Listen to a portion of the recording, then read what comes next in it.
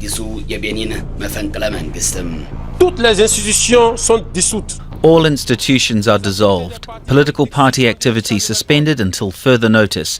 Benin's land, sea and air borders are closed until further notice. የአፍሪካ የመፈንቅለ መንግስት ወረርሽኝ Okay, so these are the 6 countries we're talking about. Mali, Burkina Faso, Chad, Guinea, Niger and Gabon. በቫይረስ ወረርሽኝ መልኩ እየተስፋፋ ያለው አዲሱ የአፍሪካ መፈንቅለ መንግስትም Scholars of coups, when we talk about coup contagion, we are really thinking of coups almost like a virus, how they might spread from one patient to another or victim to another. Was Mengistu Niue, the emperor's favorite general and commander of the Imperial Guard, and his younger brother, Germame Niue.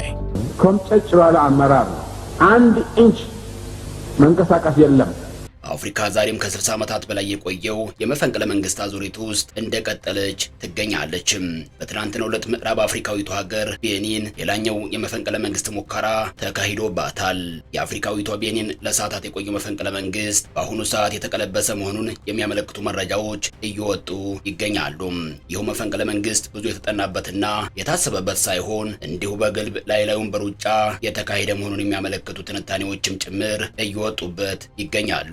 የተወሰኑ ወታደራዊ ኃይሎች ተሰባስበው በሀገሪቱ ብሔራዊ ቴሌቪዥን ጣቢያ ብቅ በማለት የሀገሪቱን ፕሬዝዳንት አስወግደው ስልጣኑን የተቆጣጠሩ መሆኑን አስታውቀው ነበር። ሆኖም የመፈንቅለ መንግስት መቆየት የቻለው ለጥቂት ሰዓታት ብቻ ነበር። ሀገሪቱን ለ10 ዓመት ያክል የመሩት ፕሬዝዳንት ፓትሪስ ታሎን አማጽያኑ የእሳቸው መንግስት ተወገደ ባሉበት ጣቢያ ቀርበው መፈንቅለ መንግስቱ ከሽፏል በማለትም ታማኝ የጸጥታ ኃይሎቻቸውን ያመሰገኑበት ሁኔታ ታይቷል። ይህንኑ ያልተሳካ መፈንቅለ መንግስት የመሩ መሆኑ የተነገረው ሌተናል ኮሎኔል ፓስካል ቴዎሪ የተባሉ ወታደራዊ አመራሮች ናቸው።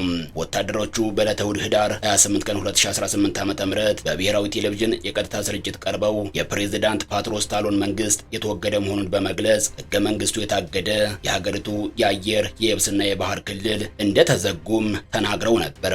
የፖለቲካ ፓርቲዎችንም ያገዱ መሆኑንም ያስታወቁበት ሁኔታም ታይቷል። በቢዝነስ ከተማዋ ከቶኑ የተኩስ ድምጽም ተሰምቷል። ከተወሰኑ ሰዓታት በኋላ የው መፈንቅለ መንግስት መቀልበሱም ተነግሯል። ፕሬዝዳንቱም በቴሌቪዥን ጣቢያው በመውጣት ህዝቡን ተረጋጉ፣ ሴራው ሁሉ ከሽፏል፣ የዚህ ሴራ ተንኳሾችም ተገቢውን ቅጣት እንደሚከተላቸው ላሳውቃቸው ወዳለሁ ብለዋል። ቤኒን ከቶጎ፣ ከናይጄሪያ፣ ከቡርኪና ፋሶ፣ ከኒጀር የምትዋሰን ሀገር ናትም። ራሷን ቤኒንን ጨምሮ አብዛኛውን የቤኒን ዙሪያ በፈረንሳይ ቀኝ ገዢዎች ስር የነበረ ነው። በአካባቢና በሀገሪቱ የፈረንሳይ ተጽዕኖ ዛሬም ድረስ አለ። የመፈንቅለ መንግስቱ ሙከራ የተካሄደባቸው የቤኒን ፕሬዝዳንት ፓትሮስ ታሎን መፈንቅለ መንግስቱን ተከትሎ በዚያው የፈረንሳይ ኤምባሲ ተጠልለውም እንደነበር መረጃዎች አመላክተዋል። ቤኒን 13 ሚሊዮን የሚሆን ህዝብ አላት። 122622 ኪሎ ሜትር ስኩዌር የቆዳ ስፋት ያላት ሀገርም ናት። ቀጠናው በርካታና ተከታታይነት ያላቸው መፈንቅለ መንግስትን ያስተናገደ ነው።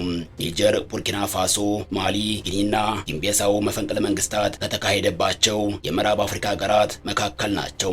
ከእነዚህም ውስጥ ኒጀርና ቡርኪና ፋሶ ቤኒን በድንበር የሚያዋስኑ ሀገራት ናቸው።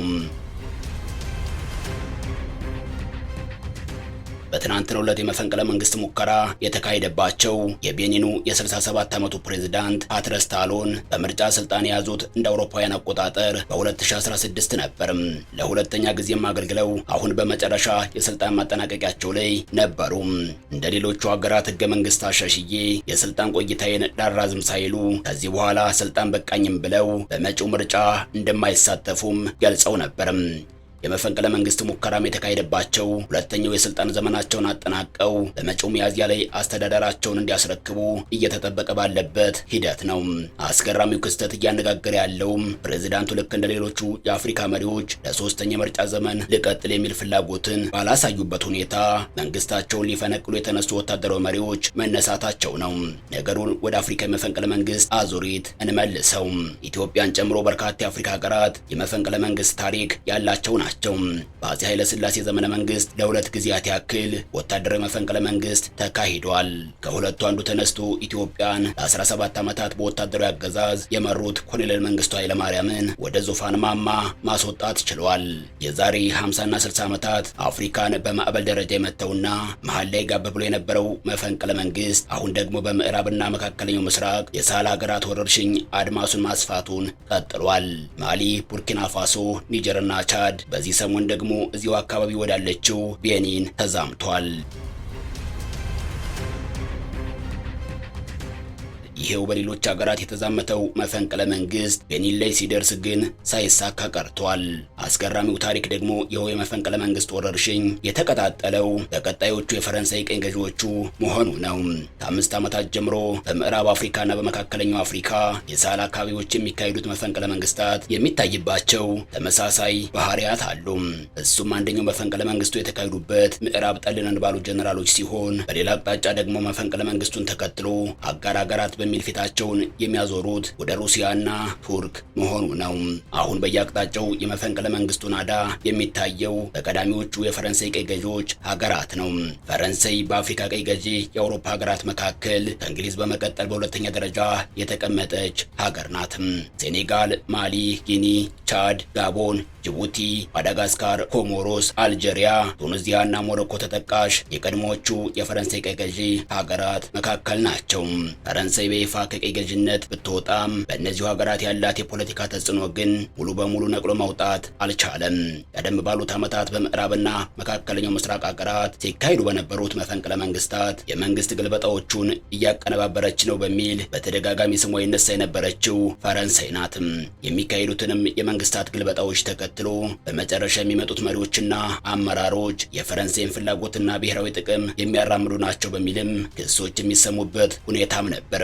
ይሁንና ከተወሰኑ 6 እና 7 ዓመታት በእነዚህ የአፍሪካ አካባቢዎች የሚካሄዱት መፈንቅለ መንግስታት ደግሞ ጸረ ፈረንሳይ ሆነው ይታያሉ። መፈንቅለ መንግስቱን የሚያካሂዱት ወታደራዊ አመራሮች የመጀመሪያ አቋማቸው ሆኖ የሚታየው ፈረንሳይን ማየት አንፈልግም የሚል ሆኖ ይታያል። ፈረንሳይ በእነዚሁ ሀገራት በሚነሱት ግጭቶች ውስጥ ሰላም አስከባሪ ጦርን ጭምር በመላክ በዚህ ስም ጣልቃ ገብነትን የበለጠ ማስፋፋቷም ተቃውሞዎችን እንዲበረክቱባት አድርጓታል። በዚህም ሀገሪቱ ከቀድሞቹ ቀይ ገዢዎቿ የአፍሪካ ሀገራት ጋር በገባችበት የፖለቲካ ሰጣ ገባ ሀገራቱ ፈረንሳይን አንፈልግም በማለታቸው በየሀገራቱ የነበራትን ወታደሮቿን ማስወጣት ግድ ይላታል። ፈረንሳይ ከእነዚሁ ሀገራት ጋር የነበራትንም ግንኙነቶች ለማቋረጥ ተገዳለችም። ማሊ፣ ቡርኪና ፋሶ፣ ኒጀርና ቻድ ፈረንሳይን አንፈልግም ያሉ የአፍሪካ ሀገራት ሲሆኑ ሀገራቱ በፈረንሳይ ቦታ ሩሲያን አስገብተው በትብብር መስራት ከጀምሩ ዋላ ደር ብለዋል።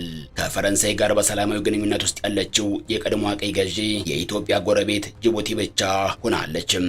አሁን ባለው ሁኔታ ደግሞ ፈረንሳይ የቀድሞዎቹን ቀይ ገዢ የአፍሪካ ሀገራት ጋር መለያየቷ የቆጫት ሆኖ ይታያል። የአፍሪካ ሀገራት የዘመናዊቱ ሀገርነት ታሪክ አንድ ብሎ የሚጀምረው በድህረ ቀይ ግዛት ወይንም የዛሬ 60ና 70 ዓመታት ነው። የብዙዎችም የሀገርነት ታሪክ ቀይ ገዢዎች ለራሳቸው ቅኝ አገዛዝ በሚመቻቸው ካርታ የተሰራ ነው። የመግባቢያ ቋንቋዎችንም የቀይ ገዢ ቋንቋ የሆኑበት እንግሊዘኛ፣ ፈረንሳይኛ መሰል አውሮፓዊ ቋንቋዎች ናቸው። አፍሪካውያኑ ከአውሮፓ ገዢዎቻቸው ነፃ ሲወጡ የመነሻ ፖለቲካው የነበረው የወቀሳ ፖለቲካ ነበር። የወቀሳና የምሬት ፖለቲካ ማለት በአፍሪካ ለተፈጠሩ ችግሮች በሙሉ ቅኝ ገዢዎችንና ቅኝ ገዢዎችን ብቻ ተጠያቂ አድርጎ የማቅረብ አባዜ ማለት ነው። በጊዜው አፍሪካውያንን ከድንበር ባሻገር አንድ ማድረግ አለብን ብለው የተነሱት የአፍሪካ መሪዎች ህዝባቸውን መጨቆንን፣ ራሳቸውን የድምልክ መሪ አድርጎ መሰየምን ቀጠሉ። ከዚህ መሃል ደግሞ እነሱን በህዝባቸው በጥላትነትና በጨቋኝነት እንዳይፈረጁም የቅኝ ገዢዎችን ጥላትነት መስበክ ጀመሩ። የአፍሪካ ብሔርተኝነት ወይንም ፓን አፍሪካኒዝም የተወለደውም በዚሁ የፖለቲካ ሂደት ውስጥ ነበር። የአፍሪካ ብሔርተኝነት ወይም ፓን አፍሪካኒዝም ማለት የዛሬ 60ና 70 ዓመታት የአፍሪካ ሀገራት የአውሮፓ ቀይ ገዢዎቻቸው ነፃ ከወጡ በኋላ አፍሪካ አንድ መሆን አለባት በማለት ሲያንቀሳቅሱት የነበረው አፍሪካዊ ብሔርተኝነት ነው። ብሔርተኝነት በባህሪው ጠላት ፈልጎ የሚቆም የፖለቲካ አይዲዮሎጂ ነው። ለዓመታት የቆየው የአረብ ብሔርተኝነት እስራኤል ዳግም ሀገር ሆና ከተመሰረተችበት ጀምሮ ሲቀጣጠል የነበረ ነው። አሁን የአረብ ብሔርተኝነት ደብዘው የለም።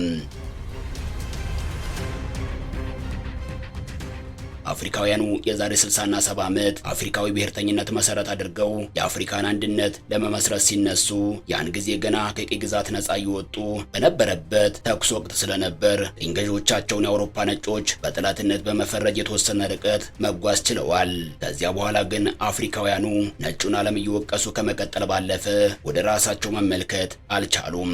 እናም ብዙ ነገር ጥሏቸው ነጎደም።